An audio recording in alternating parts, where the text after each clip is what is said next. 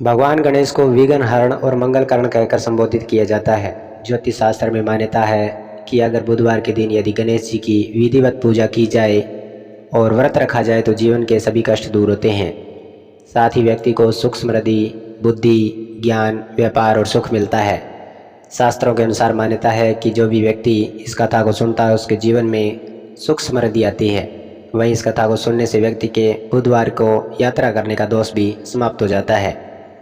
पौराणिक कथा के अनुसार प्राचीन समय में एक सेठ की नई नई शादी हुई थी और उसकी पत्नी अपने मायके गई हुई थी। सेठ अपनी पत्नी को लेने के लिए अपने ससुराल जा पहुंचा। वहाँ जाने पर उसकी बड़ी खातिरदारी की गई। तब अगले ही दिन सेठ ने ससुराल में सबसे बोल दिया कि आप लोग विदाई की तैयारी कीजिए, हमें अब जाना होगा। उस दिन बुधवार था और सेठ के सास ससुर ने उसे मनाने का बड़ा प्रयत्न किया कि आज बुधवार का दिन है बेटा, इस दिन बेटी की विदाई नहीं की जाती। वहीं किसी शुभ काम के लिए जाना हो तो भी बुधवार को शुभ नहीं माना जाता।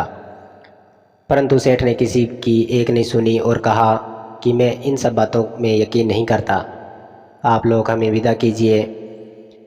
दामाद की जिद के आगे उनके सास ससुर की एक नहीं चली। तब मन मारकर उन्हें बेटी और दामाद को विदा करने की तैयारी करनी पड़ी। अब विदा होकर जब सेठ अपनी पत्नी के साथ अपने घर जा रहा था तो रास्ते में उसकी पत्नी को प्यास लगी।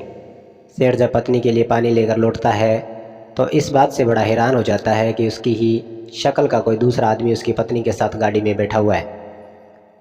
उसके बाद सेठ की पत्नी भी अपने पति के जैसे दो दो लोगों को देखकर हैरान हो गई।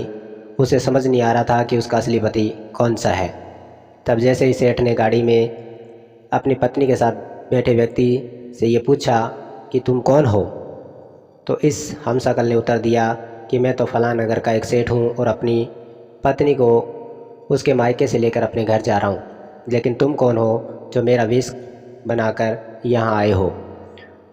उन दोनों के बीच की यह बहस धीरे धीरे करते झगड़े में तब्दील हो गई।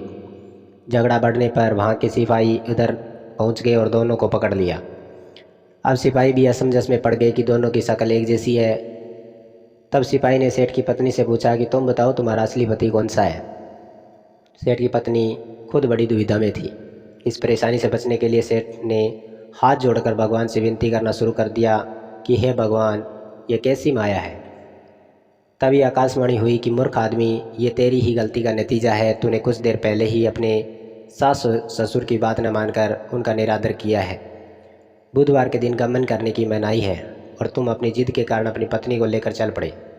इसी कारण स्वयं बुद्ध ने तुझे सबक सिखाने के लिए तुम्हारे जैसा वेश धारण किया है। यह सुनकर सेठ को अपनी गलती का एहसास हुआ और उसने भगवान से माफ़ी मांगी। साथ ही सेठ ने नियम पूर्वक बुधवार को व्रत करने का संकल्प भी लिया। इसके बाद सेठ के वेश में खड़े हुए बुद्ध देव वहाँ से अंतर्ध्यान हुए। फिर साहूकार अपनी पत्नी को लेकर घर चला गया और तत्पश्चात वह सेठ और उसकी पत्नी दोनों विधिवत बुधवार का व्रत करने लगे।